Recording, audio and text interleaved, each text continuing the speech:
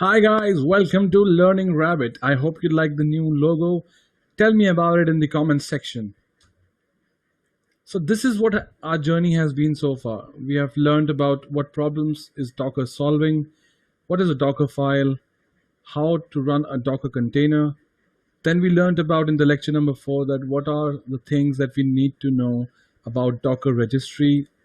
We started learning about Docker pull and push commands in this lecture. After that, we learned something critical about CMD and the entry point. We knew about the differences, and we also learned about the similarities between the two. In the lecture number 6, we dived into the volumes, different types of volumes, bind mounts, tempfs mount, and what volumes do for us and how can we use them in the Docker run command. So far, so good. But what is coming up next? What is the road ahead of us like?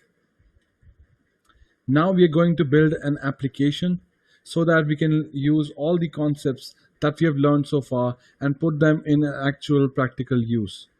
So we are going to build a naive looking hashtag search using the Twitter API. In this video, I'm just going to get you set up on the dev environment.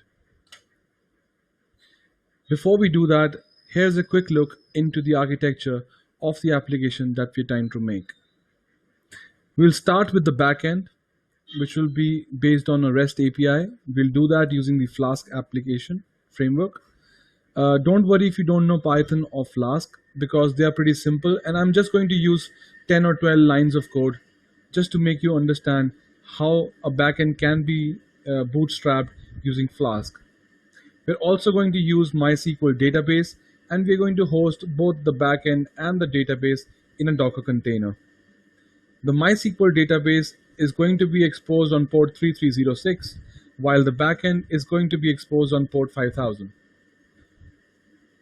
Let me just show you an example.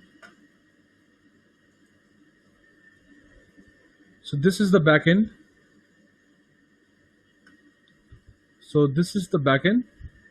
And this is going to be the database. These are the ports that will be exposed. We have to port forward the 5000 port outside the Docker container. These dotted lines that you see, they mark the bounds of the Docker, and outside that we'll have a browser which will communicate with the REST API. And I am going to use an Ubuntu operating system on which everything will be set up. If you don't have Ubuntu, I would recommend that you start a VirtualBox and try on that.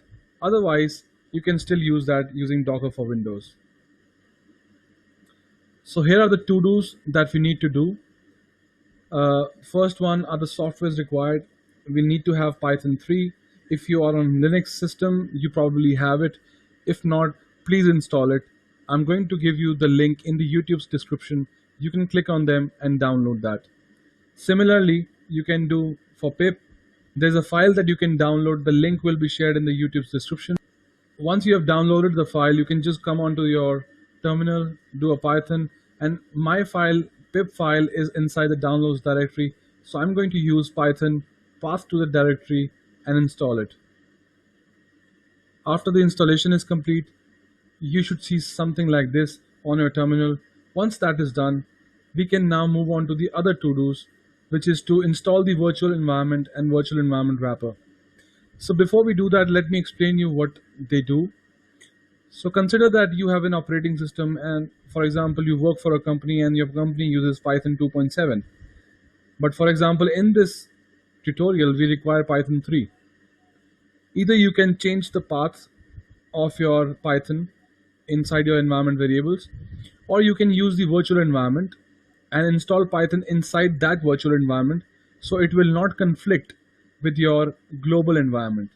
So this is the actual use of virtual environments, and I like using them because it separates your development environment from your global environment.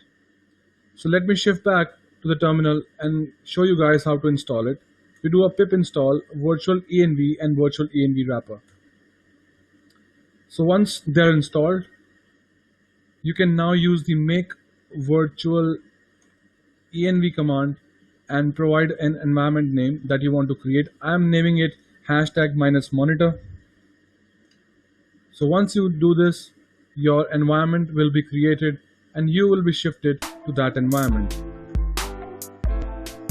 So this is it for this video. I hope you have done the setup right. Make sure you watch the next video in which I will show you how to get the REST backend up and running. For now, take care of yourself, stay at home, don't go out, keep learning. Till then, bye bye from Learning Rabbit.